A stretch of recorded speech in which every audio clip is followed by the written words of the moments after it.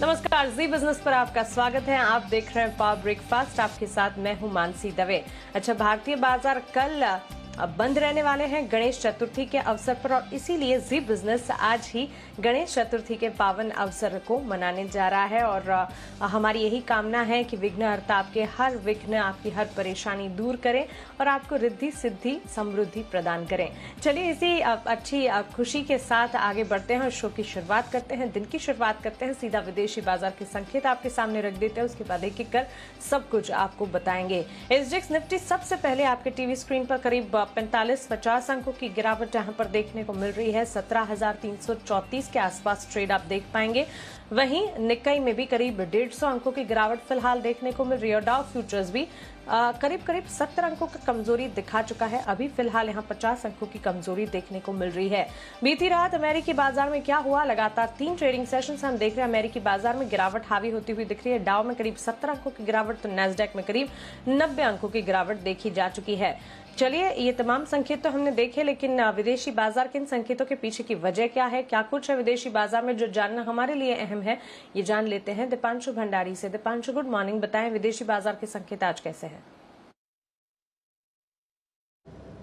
Good morning Mansi. और पिछले कुछ दिनों से हल्की सुस्ती जो आपको बाजार में आती हुई दिख रही है, थोड़ा कंसोलिडेशन जो चल रहा है, बिल्कुल वैसा ही ट्रेंड कल शाम और आज सुबह भी आप ग्लोबल मार्केट से आते हुए देख रहे हैं। थोड़ी सुस्ती के संकेत हैं, जैसा आप अभी मार्केट्स का अपडेट दे रही थी। ऐसी कोई भारी गिरावट कहीं पर नहीं है, बट ऑफ कोर्स आपको हल्की हल्की गिरावट आती हुई दिख रही है। और कल शाम भी हमने देखा कि S&P 500 और डाउ पर लगातार तीसरे दिन सुस्ती का माहौल रहा। हालांकि पॉइंट वाइज या परसेंटेज वाइज देखें तो कोई ऐसी बड़ी गिरावट नहीं आई थी, बट सुस्ती जरूर है 3 दिनों से। और नैस्डैक भी, जो अब तक तो रोज नए इंट्राडे और क्लोजिंग रिकॉर्ड्स बना रहा था, यहां पर भी गिरावट थी। आधे % से ज्यादा नैस्डैक भी कल फिसला है, क्योंकि दिग्गज IT शेयर्स पर कल दबाव था। एप्पल, अल्फाबेट, अमेजॉन जैसे शेयर्स में 1% से ज्यादा की कल आपने गिरावट देखी है। साथ ही स्मॉल कैप्स में और ज्यादा गिरावट थी। रसल 2000 ने लगातार तीसरे दिन इंडेक्स से ज्यादा गिरावट दिखाई है और यहां पर 1% से ज्यादा गिरावट थी। हालांकि बॉन्ड यील्ड जो बढ़कर 1.36% तक पहुंच चुकी थी, वो अब वापस 1.33% पर आती हुई आपको दिखी है। यूएस में एक इंटरेस्टिंग फिनोमेना हो रहा है, लेबर की कमी है। यानी कि जॉब्स हैं अवेलेबल, ओपनिंग्स हैं, पर लोगों की कमी है। और ये इसलिए प्रूव हो रहा है क्योंकि कल एक इंटरेस्टिंग डेटा आया, जॉब्स सर्वे डेटा आया, जो ट्रैक करता है कि किस तरह से किन सेक्टर्स में जॉब्स की ओपनिंग्स हैं इस समय जो फिल नहीं की गई हैं। अब ये 1 महीने की देरी का आता है, यानी कि ये जुलाई महीने का डेटा आया है और वो दिखा रहा है कि 11 लाख ओपन पोजीशंस हैं यूएस मार्केट में इस समय। यानी कि 11 लाख जॉब्स ऐसी हैं जिन्हें फिल नहीं किया गया है। अब अगर आप अगस्त का रोजगार डेटा देखेंगे तो वहां पर कहा जा रहा है कि सिर्फ 2.5 लाख नई जॉब्स जोड़ी गई। हालांकि ये 1 महीने के लैग से आता है, पर ये दिखा रहा है कि जॉब्स हैं, लोगों की कमी है। तो इसलिए भी एक डर मार्केट में आ रहा है कि माना जा रहा था कि कमजोर जॉब्स डेटा की वजह से जो फेड अपना टेपर डिले कर सकता है, शायद वो नहीं करे, क्योंकि जॉब्स तो हैं पर उन्हें फिल करने के लिए लोग नहीं है। तो ये डेटा काफी इंटरेस्टिंग था। अब देखना पड़ेगा फेड इस पर किस तरह का रिएक्शन आपको देता है। इसके अलावा यूएस ट्रेजरी सेक्रेटरी, जो वहां की फाइनेंस मिनिस्टर हैं, जैनेट येलेन, उन्होंने एक चेतावनी दी है कि अक्टूबर तक अगर यूएस की डेट सीमा, डेट सीलिंग जिसे कहते हैं, नहीं बढ़ाई गई तो फिर यूएस अपना कर्जा पूरा करने में डिफॉल्ट कर सकता है। अब ये कोई नई चीज नहीं है, ये हर साल ऐसे अपडेट्स आते हैं और हर साल हम देखते हैं कि यूएस कांग्रेस एक नया बिल पास कर देता है जिससे डेट सीलिंग को बढ़ा दिया जाता है। पर हां, उन्होंने एक ये चेतावनी दे दी है, अभी एक पॉलिटिकल इवेंट बन जाएगा, शॉर्ट टर्म के लिए एक रिएक्शन बाजार इस पर जरूर आपको दे सकता है।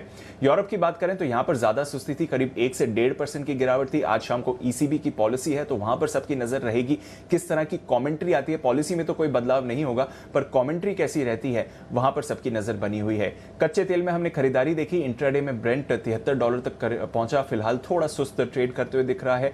सोना 2 हफ्तों के निचले स्तर पर है, $1800 के नीचे। वहीं डॉलर भी हालांकि ऊपरी लेवल्स पर है, बट थोड़ा रेंज में ट्रेड करते हुए आपको दिख रहा है। जी बिल्कुल दीपांशु, शुक्रिया विदेशी बाजार के संकेत हमें बताने के लिए। तो ये तमाम संकेत विदेशी बाजार से जुड़े, जिसे जानना आपके लिए काफी जरूरी था।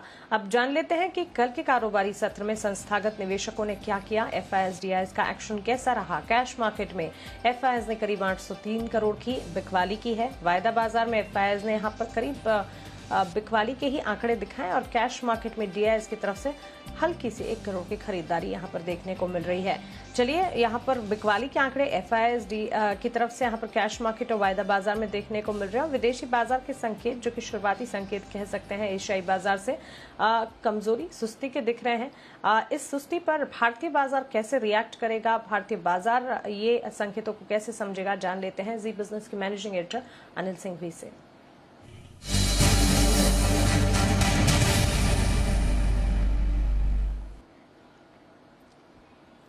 Anil sir good morning. विदेशी बाजार के संकेत, एफआईएस डीआईएस का एक्शन भारतीय बाजार के लिए आज कैसा रहेगा, और भारतीय बाजार आज क्योंकि वीकली एक्सपायरी का दिन भी है और कल छुट्टी है, तो आज के लिए पहली रणनीति कैसे बनाई जाए? Good morning Mansi. पहले तो आपको, पूरी टीम और हमारे सभी दर्शकों को गणेश चतुर्थी की बहुत बहुत शुभकामनाएं। और कल गणेश चतुर्थी के मौके पर बाजार बंद है, लंबा वीकेंड है, 3 दिनों की छुट्टी और उससे पहले एक्शन पैक दिन आज एक्सपायरी के लिहाज से। और एक और इंटरेस्टिंग चीज ये भी है मानसी कि पिछले 2 दिनों से आप देखिए बाजार थोड़े वॉलेटाइल होते हुए दिख रहे हैं, दोनों तरफ के ट्रेड मिल रहे हैं, तो आज भी वैसा ही रुझान रहना चाहिए। सुस्त या हल्की कमजोरी के साथ शुरुआत होगी, हो सकता है इतने ज्यादा कमजोर ना खुले, फिर भी देखेंगे कि भारतीय बाजारों के खुलने के वक्त विदेशी बाजारों का क्या हाल रहता है। लेकिन अभी के जो संकेत है उसके हिसाब से हम इतना ज्यादा शायद नीचे न खुले, लेकिन खुलने के बाद एक्शन आपको दोनों तरफ का मिलेगा। अगर पहले कमजोरी होगी तो वहाँ निचले स्तरों से रिकवरी आकर आपको थोड़ा सपोर्ट निचले स्तरों पर मिलेगा और ऊपरी स्तरों पर प्रॉफिट बुकिंग भी होती हुई दिखेगी। तो सबसे बढ़िया चीज जो है वो है बाजार हर रोज आपको निचले स्तरों पर सही लेवल पर एंट्री का मौका दे रहा है। आज भी एंट्री करने के लिए निफ्टी पर जो मजबूत सपोर्ट जोन है आपके लिए वो 17,200 17,250 का है। कल भी 17,250 के आसपास सपोर्ट लिया निफ्टी ने, आज भी इस 50 पॉइंट की रेंज में सपोर्ट लेने का काम करेगा और वहां पर अगर आता है बाजार तो आपको खरीदारी करनी चाहिए। ऊपरी स्तरों पर 17,375 से 17,450 ये हल्की रुकावट की लेवल रेंज होती दिख रही है और इस रेंज पर वापस से निफ्टी रिकवर होकर आता है, वहां प्रॉफिट बुकिंग करनी चाहिए। बैंक निफ्टी 3 दिनों की कमजोरी के बाद कल थोड़ी ताकत दिखाने के संकेत दिए, 300 पॉइंट ऊपर बंद हुआ है, लेकिन बैंक निफ्टी का हाल वही है, एक दिन मजबूती के साथ बंद होता है, 2-3 दिन आराम करता है। तो देखते हैं आज फॉलो बाइंग आती है या नहीं, लेकिन एक चीज साफ है, 36,400 36,500 बैंक निफ्टी पर सपोर्ट रेंज दिख रही है, उस पर नजर रखिए। उस रेंज के आसपास खरीदारी का मौका बन सकता है और ऊपर 37,000 37,200 वो रेंज है जिसके पार जाने में थोड़ी मुश्किल होगी, वहां पर प्रॉफिट बुकिंग करने की राय आपके लिए बैंक निफ्टी पर होगी। मिड कैप स्मॉल कैप शेयरों में भी मिला जुला सा एक्शन रहेगा, तो मुझे लगता है कि हफ्ते के आखिरी दिन वायदा कारोबार की एक्सपायरी के साथ, मतलब वीकली एक्सपायरी के साथ थोड़ा सजा हुआ ट्रेड आपको देखने को मिलेगा। सीमित दायरे में कारोबार, वॉल्यूम्स थोड़े से कम रह सकते हैं, थोड़ा एक्शन कम हो सकता है आज के सेशन में। जी बिल्कुल अनिल सर, शुक्रिया ये स्ट्रैटेजी हमें बताने के लिए। तो आज थोड़ा सीमित दायरे में कारोबार देखने को मिल सकता है, वीकली एक्सपायरी भी है, इसे भी ध्यान में रखना है। मिड कैप स्मॉल कैप में भी मिला जुला कारोबार देखने को मिल सकता है, लेकिन ट्रेडिंग रेंज जो है पहली जान लीजिए, 17,200 से 17,250 निफ्टी के लिए मजबूत सपोर्ट का काम करेंगे, 17,375 से 17,450 इसे निफ्टी के लिए आप ऊपरी रेंज के तौर पर मानकर चल सकते हैं। 36,400 से 36,500 ये होंगे बैंक निफ्टी के लिए सपोर्ट रेंज और ऊपरी स्तरों पर 37,000 से 37,200 इस रेंज को आप बैंक निफ्टी के लिए ऊपरी रेंज के तौर पर मानकर चल सकते हैं। ध्यान रखिए, जब हमने कहा सधा हुआ कारोबार, हर स्ट्रैटेजी जो हम आपको बता रहे हैं, हर पॉइंट पर जो लेवल हम आपको बता रहे हैं उस पर जरूर नजर रखिएगा, क्योंकि कल भारतीय बाजार बंद है और आज है वीकली एक्सपायरी का दिन। चलिए खबरों वाले शेयर्स ट्रिगर्स आज के लिए कौन से अहम है जान लेते हैं वरुण दुबे से। वरुण गुड मॉर्निंग, बताएं खबरों के दम पर कहाँ एक्शन दिखेगा, ट्रिगर्स आज के लिए अहम कौन से हैं?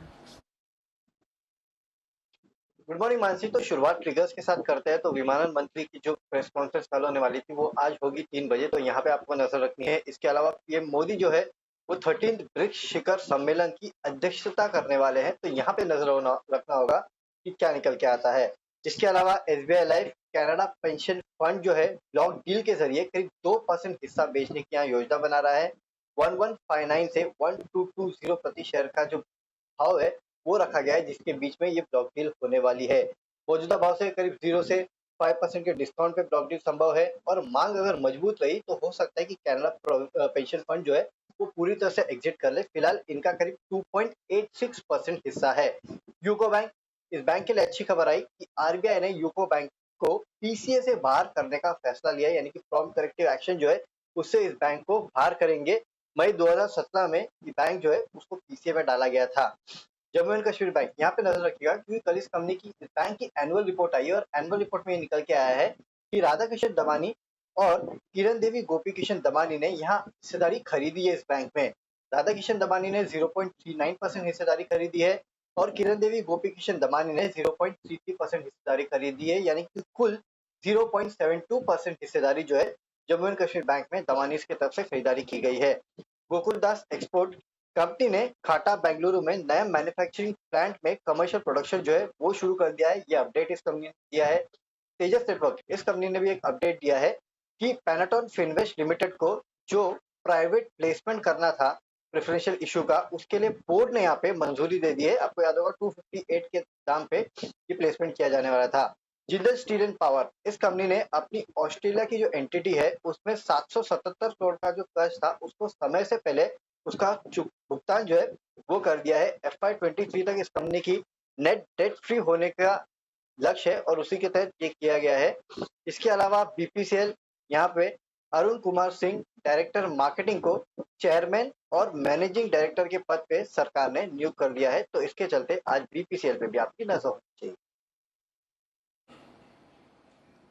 बिल्कुल वरुण, शुक्रिया ये तमाम खबरों वाले शेयर हमें बताने के लिए।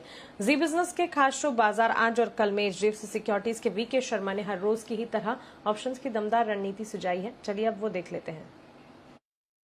आज मैं दो ऑप्शन लेकर आया हूँ।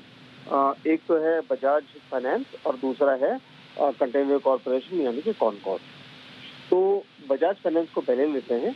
तो बजाज फाइनेंस में मैं सलाह दे रहा हूँ कि 7,500 की कॉल 231 रुपए पे ले, 170 रुपए का रखे स्टॉप लॉस, टारगेट आपका रहेगा 330। अच्छा, दूसरा कॉनकॉर के अंदर 740 की कॉल लें, 27 रुपए 60 पैसे पे ये लास्ट ट्रेड है, आप इसको ले सकते हैं। 22 रुपए का रखे स्टॉप लॉस, टारगेट आपका रहेगा 37 रुपए। ठीक है, तो चलिए दो ऑप्शंस की दमदार रणनीति है आपके पास। बजाज फाइनेंस सितंबर कॉन्ट्रैक्ट 7,500 की कॉल खरीदने की राय, 330 के लक्ष्य, 170 का स्टॉप लॉस। वहीं कंटेनर कॉर्पोरेशन कॉनकॉर सितंबर कॉन्ट्रैक्ट 740 की कॉल खरीदने की राय, 37 की टारगेट्स, 22 का स्टॉप लॉस। लेकिन आज के लिए 4 ट्रेडिंग कॉल्स भी हैं। इंट्राडे पर्सपेक्टिव के नजरिए से कैश मार्केट में खरीदारी का मन आप बंधन बैंक पर बनाकर चल सकते हैं। चॉइस ब्रोकिंग की राय है ये 300 के टारगेट्स को मानकर चले, 279 का स्टॉप लॉस लगाना होगा। आनंद राठी सिक्योरिटीज की राय जो है ICICI Lombard general insurance company पर है। कल अच्छी तेजी के बीच इसमें क्लोजिंग दिखी, आज भी तेजी जारी रहेगी। 1670 के टारगेट्स को मानकर चलिए, 1575 का स्टॉप लॉस लगाएं। सेंट्रम ब्रोकिंग क्रॉम्पटन ग्रीव्स और ग्रासिम दोनों पर खरीदारी की राय दे रहे हैं। क्रॉम्पटन पर अगर आप खरीदारी कर रहे हैं 505 के टारगेट्स को मानकर चलें, 474 का स्टॉप लॉस लगाएं। और ग्रासिम 1620 के टारगेट्स को मानकर चलें, 1550 का यहाँ स्टॉप लॉस लगाना है। तो आपके पास दो ऑप्शंस की दमदार रणनीति और 4 ट्रेडिंग कॉल्स आज के लिए। अब हमारे साथ ग्लोब कैपिटल मार्केट्स के VP रिसर्च हिमांशु गुप्ता जी जुड़ गए हैं। हिमांशु जी, गुड मॉर्निंग, स्वागत है आपका जी बिजनेस पर। आज के लिए इंडेक्स पर आपका नजरिया और साथ ही स्टॉक स्पेसिफिक रिकमेंडेशन आपके क्या है? जी मानसी जी, गुड मॉर्निंग।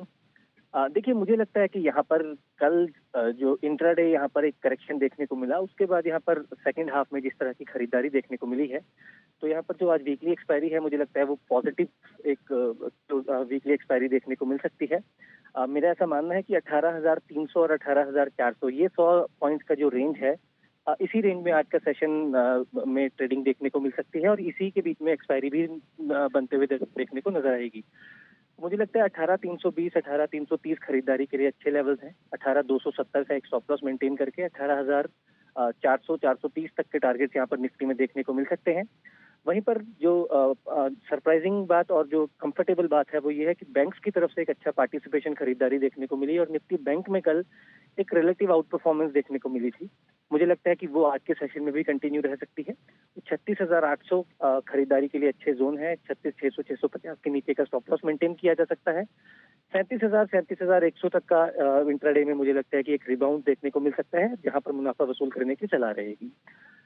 इसके अलावा मुझे लगता है कि कोटक बैंक एक पर्टिकुलर स्टॉक है जिसमें जो कि न केवल निफ्टी बैंक को सपोर्ट करता हुआ नजर आएगा, बल्कि उसमें एक अच्छा बाइंग एक्टिविटी कल देखने को मिली है। तो मुझे लगता है कि यहाँ पर खरीदारी करके चलें। मेरा मानना है कि 1860, 1880 तक के टारगेट कोटक बैंक में आज के सेशन में आते हुए नजर आ सकते हैं। 1810 का स्टॉप लॉस मेंटेन करके यहाँ पर खरीदारी की पोजीशन बनाने की सलाह रहेगी। जी मैम। बिल्कुल हिमांशु जी, शुक्रिया अपने रिकमेंडेशन हमें बताने के लिए। तो कोटक बैंक में खरीदारी की राय और निफ्टी में 17,320 के लेवल्स पर खरीदारी की जा सकती है। 17,400 पहला टारगेट, 17,430 दूसरा टारगेट भी देखने को यहाँ मिल सकता है। बैंक निफ्टी 36,800 के लेवल पर खरीदारी, 37,100 यहाँ पर टारगेट, 36,650 का स्टॉप लॉस। लेकिन चलिए, ये तो हुई इक्विटी मार्केट्स की बात। अब कमोडिटी मार्केट्स पर IIFL सिक्योरिटीज के vice president commodity and currencies Anuj Gupta हमारे साथ जुड़ गए हैं। अनुज, गुड मॉर्निंग, स्वागत है आपका जी बिजनेस पर। सबसे पहले बुलियन मार्केट और उसके बाद कच्चे तेल की चाल पर आपका नजरिया क्या होगा? मानसी जी, गुड मॉर्निंग। देखिए, हमने 2 दिनों में थोड़ी एक प्रॉफिट बुकिंग, एक करेक्शन गोल्ड में आता हुआ देखा है, क्योंकि डॉलर के अंदर जो स्ट्रेंथ आती हुई दिखाई थी और डॉलर ऑलमोस्ट 1.5 वीक की हाई पे ट्रेड करता हुआ दिख रहा है। तो डॉलर में जो स्ट्रेंथ लौटी है उसके बाद थोड़ा सा हमने एक सेलिंग प्रेशर गोल्ड में आता हुआ देखा। तो एक्सपेक्टेड है कि आज भी एक सेलिंग प्रेशर गोल्ड में देखा जा सकता है। तो इंट्राडे के लिए हमें लगता है कि गोल्ड के अंदर बिकवाली करना चाहिए 47,200 में, स्टॉप लॉस 47,400, टारगेट 46,800 देखा जा सकता है। इंटरनेशनली भी देखें तो $1,800 के नीचे रेट आते हुए दिखाई दिए। तो हमें लगता है कि शॉर्ट टर्म के लिए थोड़ा सा भावों में एक नरमी देखी जा सकती है। साथ में अगर क्रूड की बात करें तो क्रूड के अंदर भी हमें लगता है कि यहाँ पर एक सेलिंग प्रेशर क्रूड में आ सकता है। कल हमने देखा था कि क्रूड में एक हायर लेवल पे कुछ बिकवाली देखने को मिली थी। तो क्रूड के अंदर भी टेक्निकली बिकवाली कर सकते हैं करीबन 5150 में। स्टॉप लॉस 5210 का लगाएं, टारगेट 5000 तक देखने को मिल सकता है। बिल्कुल अनुज जी, शुक्रिया ये तमाम जानकारी के लिए, सवालों के जवाब देने के लिए और साथ ही आपके रिकमेंडेशन हमें बताने के लिए। तो गोल्ड में बिकवाली की रणनीति है। अक्टूबर कॉन्ट्रैक्ट 47,200 पर बिकवाली, 46,800 के टारगेट्स को मानकर चले, 47,400 का स्टॉप लॉस लगाना होगा। कच्चा तेल सितंबर की कॉन्ट्रैक्ट 5,150 के लेवल्स पर बिकवाली की रणनीति, 5,000 के लक्ष्य, 5,210 का यहाँ एक स्टॉप लॉस लगाएं। चलिए अब आपको FIR का एक्शन यानी ब्रोकरेज रिपोर्ट्स भी बता देते हैं। क्रेडिट स्विस के SBI पर एक रिपोर्ट आती हुई दिखी है। आउट परफॉर्म की रेटिंग दे रहे हैं ये, और टारगेट प्राइस जो है इन्होंने 1,200 से बढ़ाकर 1,300 कर दिए हैं। मॉर्गन स्टैनली की एक रिपोर्ट आई है ICICI बैंक पर, ओवरवेट की रेटिंग ये दे रहे हैं। टॉपिक इंडियन बैंक्स में मॉर्गन स्टैनली की तरफ से ICICI बैंक है, टारगेट प्राइस जो है 900 के ये सुझा रहे हैं। और साथ ही जेफरीज की महिंद्रा एंड महिंद्रा पर एक रिपोर्ट आई है, अंडर परफॉर्म की रेटिंग देते हुए इन्होंने टारगेट प्राइस जो है 635 के दिए हैं। तो 3 रिपोर्ट्स ब्रोकरेज और FIR के तौर पर।